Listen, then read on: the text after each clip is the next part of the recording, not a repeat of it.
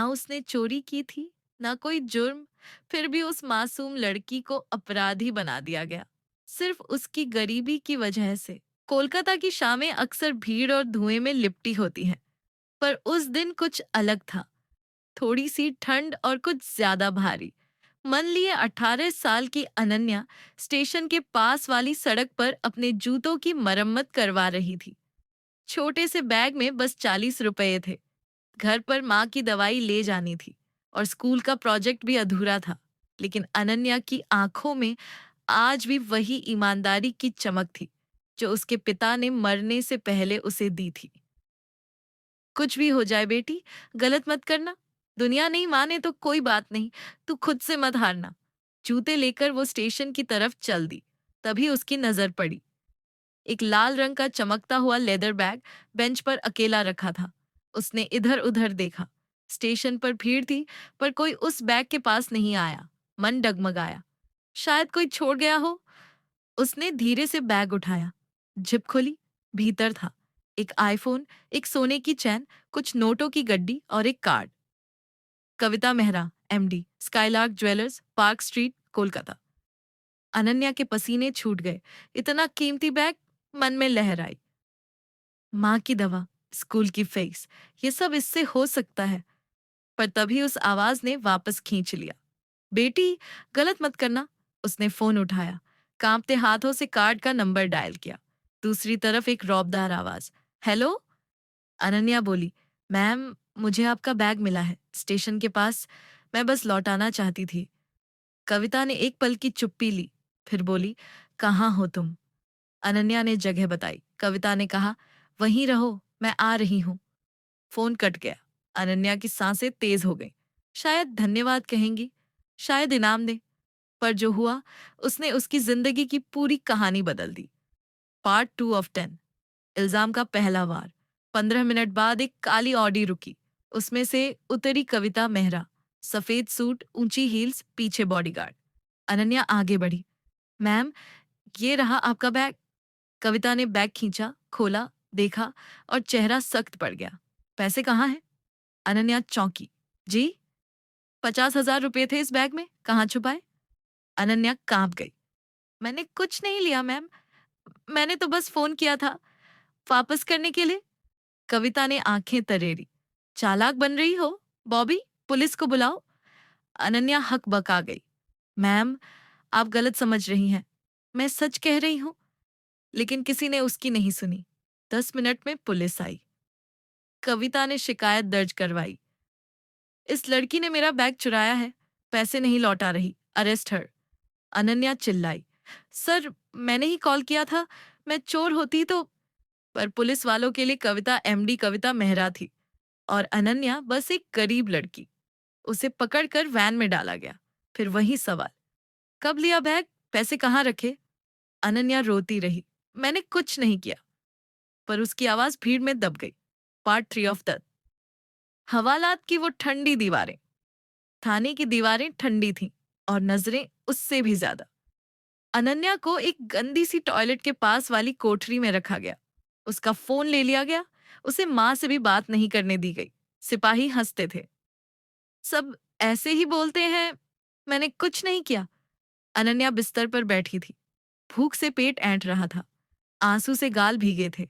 दूसरी ओर उसकी माँ, शोभा, जो अब तक सोच रही थी कि अनन्या स्कूल में होगी। देर रात जब वो नहीं लौटी, वो पड़ोसियों से पूछने लगी, किसी ने मेरी बेटी को देखा? कोई जवाब नहीं। अगले दिन सुबह पुलिस पूछताछ शुरू हुई। इंस्पेक्टर ने गुस्से में पूछा, चल बोल, पैसे कहाँ छुपाए? अनन्या ने कहा, सर, मुझे वो बैग यूं ही पड़ा मिला, मैंने फोन किया, बस लौटाने के लिए। थप्पड़ पड़ा। उसका चेहरा सूज गया। होंठ फट गए। सच बता, मैं झूठ नहीं बोल रही। 3 दिन तक यही सिलसिला चला। 3 दिन बिना किसी फोन कॉल, बिना किसी कानूनी मदद, बिना किसी सुनवाई के। और कविता, वो अपने ऑफिस में बैठी थी, पर उसके मन में एक सवाल बार बार घूम रहा था। अगर वो लड़की सच में चोर थी, तो फोन क्यों करती? उसकी बेटी रिया, जो उसी दिन दिल्ली से लौटी थी, बोली, मॉम, क्या आपने जल्दीबाजी तो नहीं की? कविता की रातें अब बेचैनी में बीतने लगी थीं। उसने फिर से अनन्या की आवाज को याद किया। मैम, मैं आपका बैग लौटा रही हूँ। क्या वाकई कोई चोर ऐसा करता है? रिया ने माँ से पूछा। मॉम, क्या आपने उसकी पर्सनल डिटेल ली थी? उसका नाम, स्कूल? कविता बोली। नहीं, कुछ नहीं पूछा, बस पुलिस को बुला लिया। रिया चुप रही, फिर धीरे से बोली, गलत करने वालों की नजर उनके इरादों से ही पता चलती है, और सही लोगों की भी। उस रात कविता को नींद नहीं आई। वो अपनी बालकनी में खड़ी थी। नीचे गाड़ियों की रफ्तार चलती रही, पर उसके अंदर सब थम गया था। सच अपनी राह खुद बना लेता है। तीसरे दिन कविता खुद पुलिस स्टेशन पहुंची। इंस्पेक्टर चौंका। मैम, सब ठीक है? कविता ने गहरी सांस ली। मुझे उस लड़की से बात करनी है, अकेले में। अनन्या थकी टूटी हुई एक कोने में बैठी थी।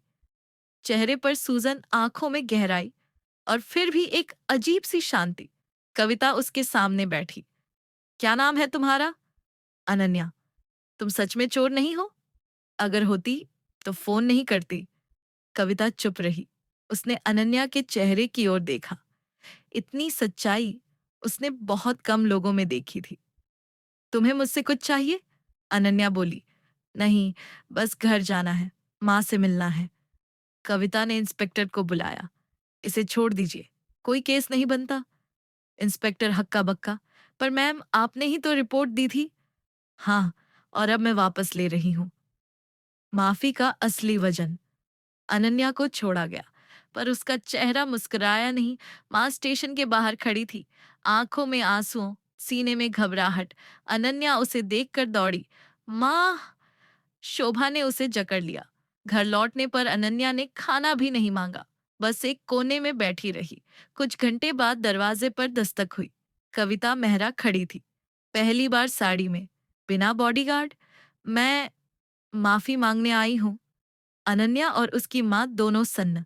कविता ने कहा, मैंने तुम्हारी ईमानदारी पर शक किया और तुम्हें सजा दी, लेकिन अब मैं चाहती हूँ कि तुम मेरे साथ चलो, मेरे एनजीओ में काम करो। शोभा चौंकी। पर क्यों?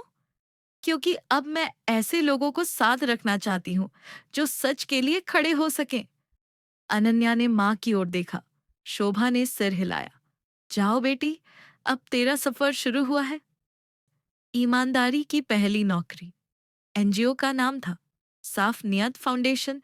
यहाँ शहर की झुग्गियों से आई बच्चियों को पढ़ाया जाता था। अनन्या को पढ़ाने की जिम्मेदारी मिली। पहली बार चौक हाथ में ली तो हाथ कांप रहा था, पर बच्चों की मुस्कुराहट ने सब ठीक कर दिया। धीरे धीरे वह ऑफिस वर्क भी देखने लगी।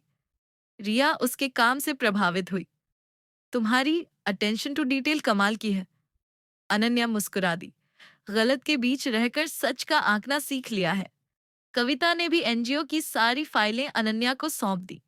अब वो ऑफिस एंड ग्राउंड दोनों संभालती। वापसी की उड़ान। 1 साल बाद साफ नियत फाउंडेशन का नाम अब पूरे कोलकाता में फैल गया था। कविता ने एक दिन कहा, अनन्या, अब ये फाउंडेशन तुम्हारा है। मैं चाहती हूँ तुम इसे अपनी तरह से चलाओ। अनन्या ने आंखें नम कर ली। मैम, मैं बस एक बैग लौटाने आई थी। कविता हंसी, और एक जिंदगी बदल गई। कुछ महीनों बाद रिया और अनन्या ने मिलकर एक नई शाखा खोली, शुद्ध नियत, एक स्कूल सिर्फ लड़कियों के लिए। उसका उद्घाटन शोभा ने किया, वही माँ जिसकी बेटी पर एक वक्त चोर होने का इल्जाम लगा था।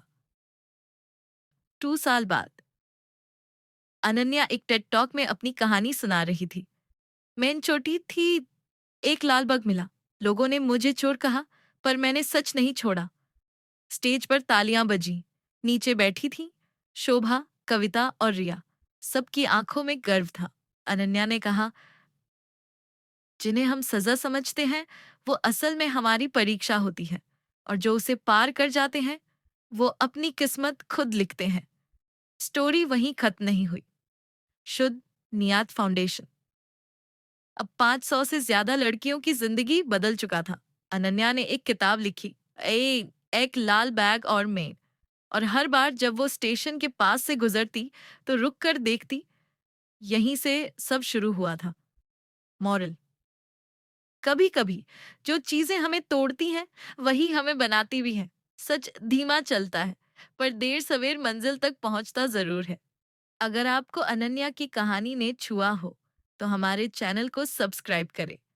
ऐसी और सच कहानियां हम आपके लिए लाते रहेंगे, जो दिल से जुड़ती हैं और बदलती हैं जिंदगी।